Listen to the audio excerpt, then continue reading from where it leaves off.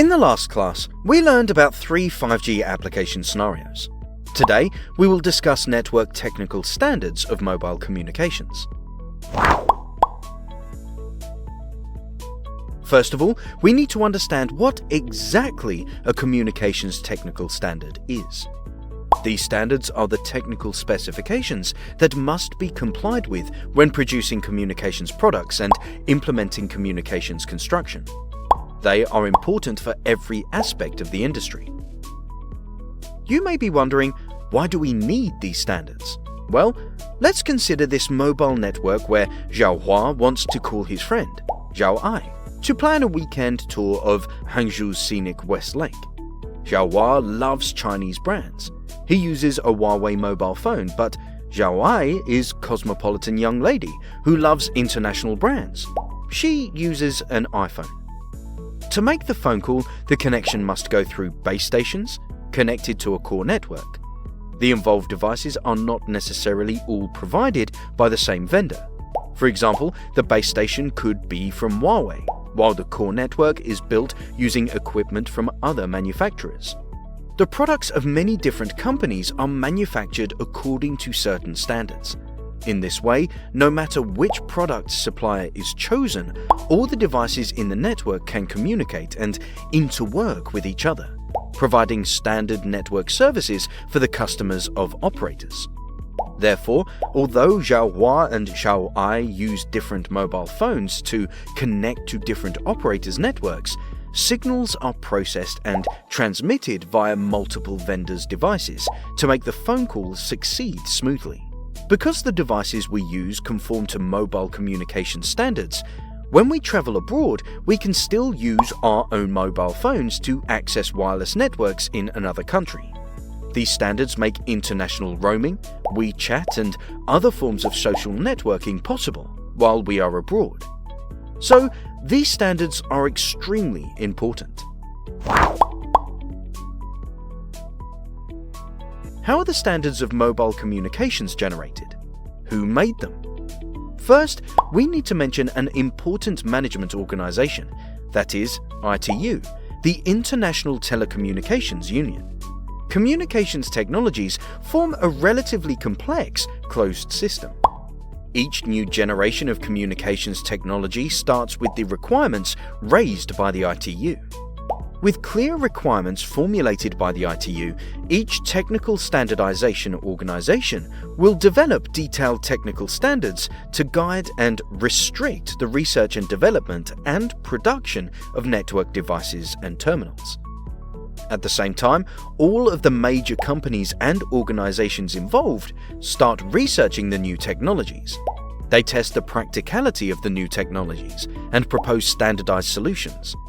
Standards organizations select the most appropriate options and define them as the new standards. After that, each equipment vendor can develop corresponding products based on standards, sell their products to the telecom operators for network deployment, and provide communications services. Therefore, communications technology standards define the industry. After understanding the development process of communications technology standards, who gets to define the standards of 5G?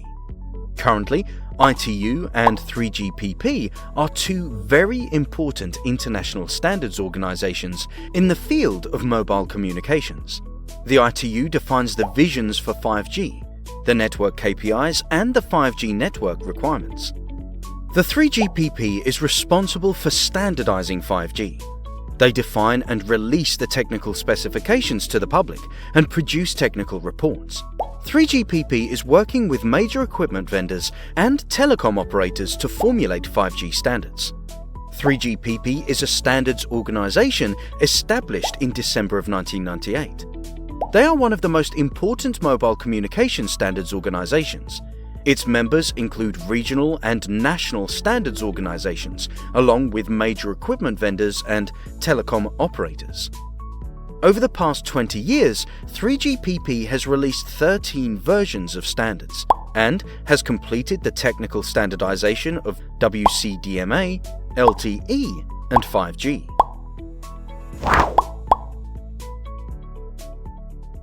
3GPP is proposing unified global 5G standards right from the start.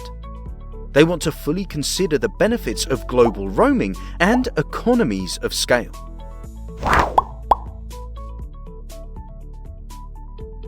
Based on this goal, what is the progress of 3GPP in 5G standardization? 3GPP started to prepare 5G standards in 2016 and released the first 5G protocol version, or Release 15, in December 2017. In 2018, this version was revised and optimized several times. In this version, 3GPP defines 5G New Radio, or NR, and Evolved LTE, or eLTE.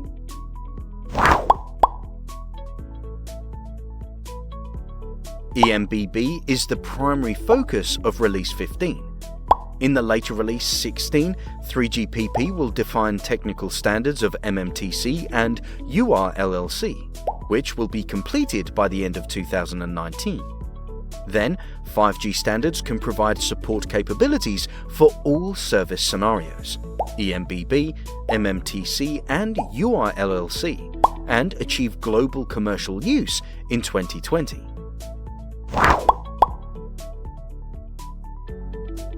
After learning about the standardization process of 5G protocols, let's look at the progress of 5G global commercial deployment. Currently, 5G commercial deployment is mainly performed in East Asia, North America, and Europe. Operators in China, Japan, and Korea play an active role and plan to release their own brand in 2019. The whole industry continues to promote 5G development and is exploring the capability of large-scale commercial use in 2020. The first batch of applications on 5G networks mainly focuses on eMBB and FWA services. At the beginning of 2018, people first experienced 5G applications during the 2018 Winter Olympics in Pyeongchang, Korea. Korea Telecom, KT, the official partner of the 2018 Winter Olympics, offered VR applications as the trial commercial use of 5G. For example, synchronous streaming used in sleigh games provided audience with real-time images of the athlete's view in 3D by using ultra-micro wireless cameras and telecom modules.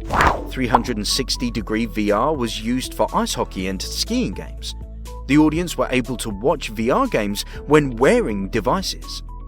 Panoramic view was applied to cross-country skiing games. The audience were able to track a specific athlete in real time.